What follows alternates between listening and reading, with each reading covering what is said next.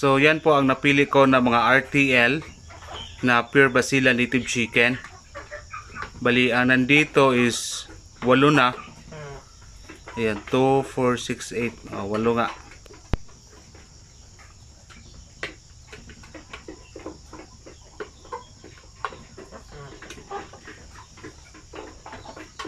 So nagdagdag tayo ng mga RTL na Basilan dito lang mismo sa ating manukan dahil nga yung iba natin ng mga breeder dito medyo may edad na. So kapag may edad, medyo mag-decrease yung kanilang pag-produce ng kanilang mga itlog. So whereas kung bata-bata pa yung ating mga gawin natin na breeder, mas productive pa po sila. So may ilan po dito na nagpa-breed na sila. So this month or sigurado tayo by the next month, ito lahat ay mangingitlog na po ito yung ating mga RTL Basilan. Ang timbang bawat isa nito ay nasa mahigit mga 2 kilo siguro to. Yung iba. So sa lahat ng mga mga napili natin, ito po sila, mga 8 po silang lahat. Sa ganda ng kanilang kulay, ganda ng kanilang pangangatawan. So ito lang po, yung 8 lang po yung nasilik natin. Yung iba siguro ay nabinta natin dahil meron talagang buyer na pumupunta dito, nag-effort sila dito, tapos hindi natin mapagbigyan. Medyo nakakahiya naman. Pero anyway, yung binili naman nila dati, yun yung mga sisiw. So ito yung napili ko lang na maganda yung kanilang kalusugan. Hindi sila mga bansot na mga Basilan.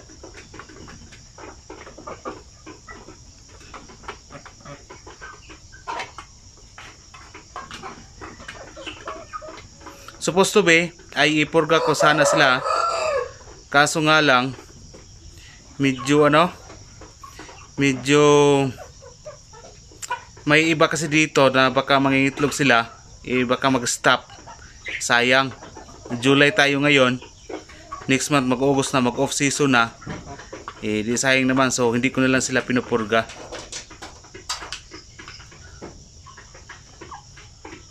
So yan malaki ho sila talaga actually. Mga 2 kilos bawat isa nito. Yung mga iba na mga bansot yan, ginagawa ko na lang sa kanila per kilo. Actually kulang pa ito yung ating mga ginagawa na RTL kasi gagamit tayo ng incubator sa mga around September, October, gano'n. Katapusan ngayong 2025 may incubator na tayo. So alangan naman, sayang ang kuryente kung ilan lang yung i-load natin na mga incubator.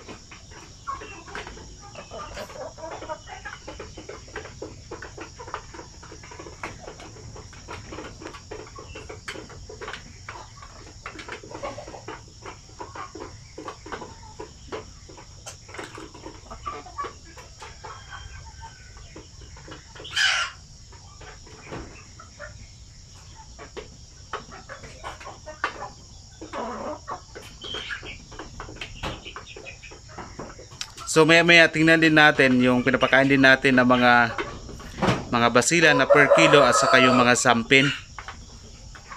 So walo to sila, kahit gagamit lang tayo ng mga siguro mga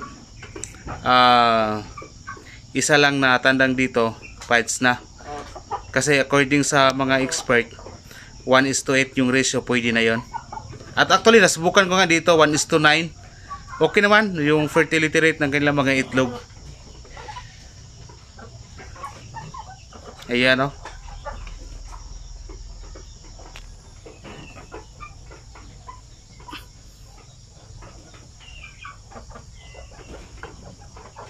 So medyo madilim lang dito sa ating breeding pen, pero yan, makita nyo naman.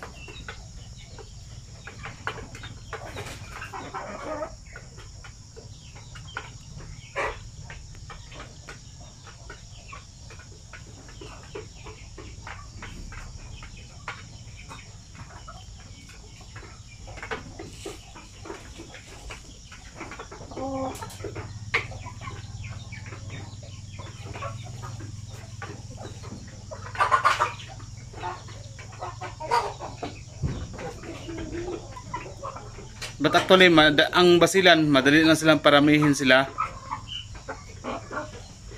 Kahit hindi na tayo gagamit pa ng incubator nila, no? As long as medyo bata-bata pa, medyo productive pa talaga sila sa pagigitlog.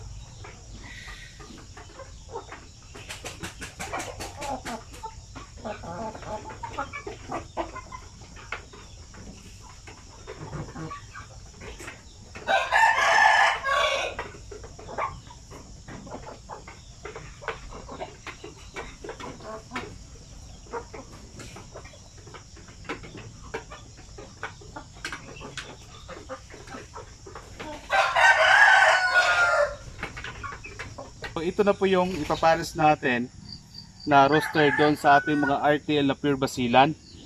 So ito lang dahil una-una sa lahat ay hindi sila magka-relative sila para ma-avoid natin yung inbreeding sa ating mga manok. Ito din ay isang pure basilan galing kay Sir Juman de la Cruz sa Kalinlangan, Bukidnon.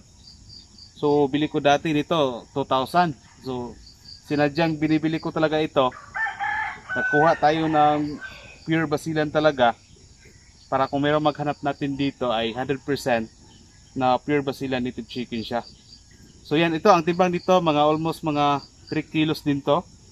Ganun naman talaga ang basilan, hindi naman talaga yan sobrang laki tulad ng Shamo, yung asil natin na mga manok na di hamak, umabot po sila ng mga 4 kilos. So ito mga nasa mga 3 kilos lang to siya. So ito ay pure basilan po. Galing po sa farm ni Sir Juman de la Cruz. So ito na po yung ating ipapare sa kanila. Okay, kasi matagal din itong hindi na gamit natin ito. Kasi marami pa naman tayong available na iba na mga kandang.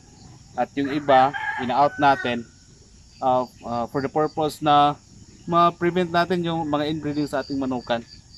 So mas advantage no kung